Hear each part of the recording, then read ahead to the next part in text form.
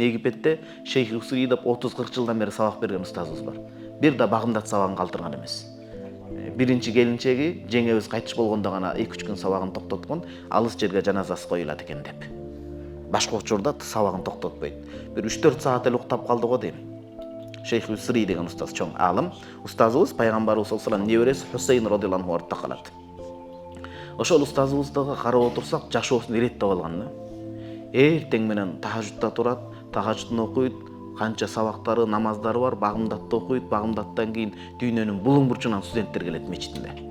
Индонезия, малайзиялык студенттер толтурат сабагын. 20 жылдап элине кетпей ошол устаздын илимин алып жүргөн балдар бар да. Кызматын кылып, илимин алып, ошол устаздын купулуна толуп, бүт хадис илимин жыйнап жүргөн балдар бар. Элестетиңиз, 20 жылдан бери. Илим ошол экен, илим үчүн адам өмүрүн арнаш керек экен да. Бирок ошо балдар устаздын батасын алып Индонезия, Малайзияга кайта турган болсо, Малайзияга кайта турган болсо, эмне деген илим барат? Эмне деген такыбачылык барат? Ал устазга кызмат кылып, илимин алыш менен текеберчилиги күбүлгөн аныкы.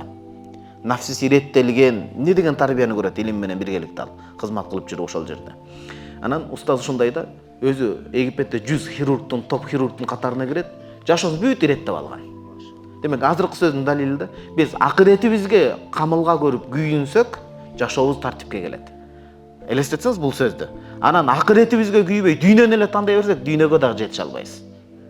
Дүйнөсү бузулат дегени кандай ойрон болот дегени, аялы аялдай болбойт, баласы баладай болбойт, үй бүлө бирге отуруп тамак иче албай калат тууган.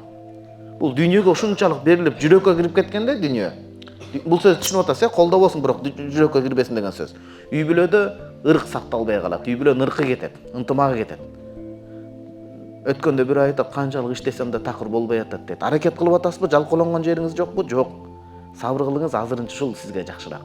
Бирок үй бүлөңүз менен таттуу мамилеси, ооба. Кичинекей бала бакырасына бирге отуруп тамак жешет экен.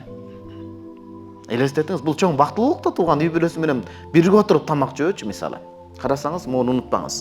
Демек, биз акыретти тандасак, дүйнөнүн тартиби да тартиптелип кетет,